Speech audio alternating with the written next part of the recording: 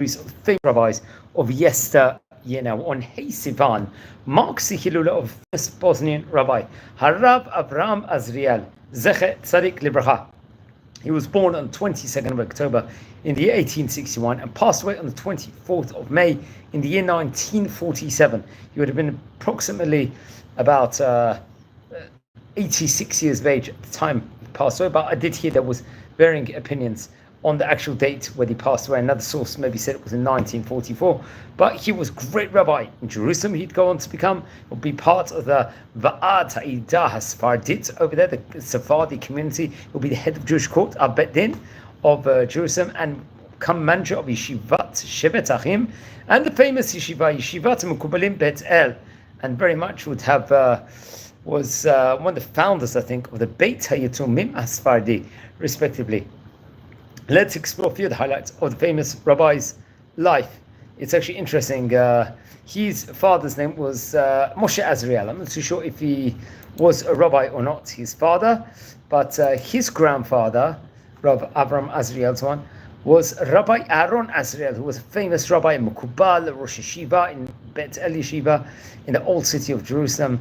Very, very much a great rabbi, one of the famous Rosh Yeshivot of that place. His mother's name was Rabbanit Mazal. She was actually a daughter, I believe, of Rabbi Yaakov Pinchi, I think, from Sarajevo. If I'm not mistaken, I'm not so sure if Yaakov actually happened to be a rabbi also. Now it's reported over from his father's side, he would actually descend from the famous Rabbi Eliezer Papa, who obviously is popularly known for his encyclopedic work called the Pele Yoetz, which we've spoken about on various occasions before, which I recommend everyone to look about. Now, when he was only about 4 years of age, sadly, his father passed away, and I think he would grow up at the end in his grandfather's house from his mother's side for a period of time. I think his grandfather on his father's side, Rabbi Aaron Azriel, would return from a shlichut. He would actually be under him. Possibly live in his area or not, but be it as it may.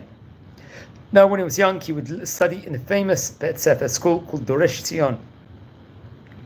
I believe for a 5-year period he would learn there. Doresh Tzion is a place we've spoken about on various occasions before, and he was close within regards to Moshe Pinchi. I think he was spent time in Vienna. He would found in Jerusalem the Yeshivat Shevet Achim, I believe in the year 1875.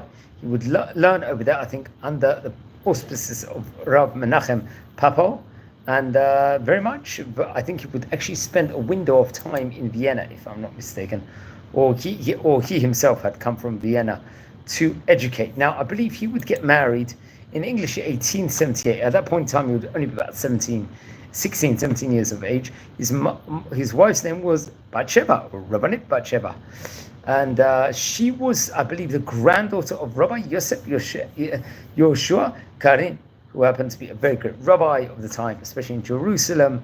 He was a president of a committee for the Sephardi community of Jerusalem and head of Jewish court inside the place, respectively. Then he would go on to continue his studies in the famous Yeshivat Shevet Achim for a period of time, and he would work, I think, with his grandfather, also Rabbi Aaron Azriel, as a manager of a yeshiva until the point where he passed away. He would be fill his position once he passed away, if I'm not mistaken, and that would be a several-year period. He was obviously, there was many great rabbis at that point in time, especially in his area, which had close connection to. I think come the 1880, he would continue to live in and learn in Yeshivat Beit Gedalia, which I actually haven't heard much about beforehand. And in 1885, he was appointed to become a Dayan of the Din of Rabbi Chaim Nissim Baruch. This was, he also himself, Rabbi Chaim Nissim Baruch, was a great rabbi, head of Jewish court, part of the committee of the Sephardi Din, also had many prestigious positions. And then after a period, he would start working himself, Rabbi Azriel, as a Dayan, a judge inside the court of Rabbi Vidal, Chanoch Angel, I believe. And very much as a Dayan, that will bring about more prestige, more responsibility, and more brilliance within regards to his, let's just say, dwelling with or dealing with various different cases over there. And he would also be inside the court of Rabbi Moshe Tanjir. And it's interesting, after a period, he would work as a dayan in the court of another Rabbi Frisado Sor Naga, I believe. I'm not too sure. We haven't actually heard about him, I think, in this series yet. So come with the year 1886, he would found in Jerusalem with Rabbi Yitzchak Badhab and others, Chevrat, Shomrei Mitzvot, Malbish Aromim. There was various different organizations, I think, mainly to help orphans with their needs and children with their needs, respectively. In 1893, he would be, I think, through the auspices of Rabbi Raphael Meir Azriel to a position as a Gabbai, I think, of Kupat Knesset Kala. And that another job with responsibility and very much needed job and much needed organization. I think it was basically helping the Sephardi community in Jerusalem at that point in time, especially the needy of that area, to help them. In 1899, he would found with Rabbi Yitzchak Badhab, I think the Beit Midrash called the Shomer Shabbat, once again to get the youth from the city to become strengthened within regards to Shabbat, learn the songs of Shabbat, and let's say the Toldot of the Jewish people and various different halachot. And that obviously brought huge. Now it's reported over he would have a large library, I think, consisting of as many as 2,000 books. And so that's also another interesting tidbit. We've spoken about them. I think his son Moshe Azriel found the Azriel printing house in the year 1900, where the works of the rabbis of his family were printed, as well as many other books, respectively. So that was an astounding achievement. Remember, that point in time, there was already various different printing presses in of itself. So he was an expert with regards to, he enjoyed, I think, the realm of bibliography, history with itself. He would proofread many books, I think, in Jerusalem. And this obviously was absolutely phenomenal and important also, especially when reading or proofreading the books that were printed during his time. And with his money, he would support various other people that needed funds, let's just say. Other dayans, it's reported, that would sit next to him, who would help them out. I think maybe a few of them, if I'm not mistaken, and would do a lot of, let's just say, care within regards to the chesed field. He would look after orphans, for example, and took care of their education and livelihood, and set up a foundation, let's just say, a Sephardic orphanage in Jerusalem, of which I believe he was one of the trustees of, and he would work very hard to establish this. In 1909, he was elected to serve as a member, I think, of the Sephardic Community Committee in the city, and was the director of the Hebrew Kadisha until the year 1929, actually. So I think that was more than 10 years before he passed away. And he would eventually come to the old city of Jerusalem.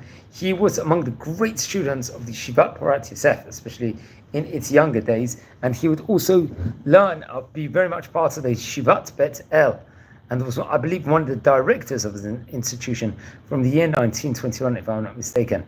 And he would also serve as a member of the court of Rabbi Ben Zion Avram Kohenika, another rabbi we've spoken about before on various occasions. Now, I think there were, unfortunately, riots that broke out in the area where he lived, I think between the years 1936 and 1939, which would force him, I think, to live outside the walls, leaving his house and yard, let's just say, and helping poor families for possibly they were allowed to stay inside this place. They passed away on May the 24th, varying opinions, but seemingly on 1947, according to the Wikipedia article. He would be buried in the upper Sephardic section of the Har HaZeitim, the Mount of Olives burial plot here.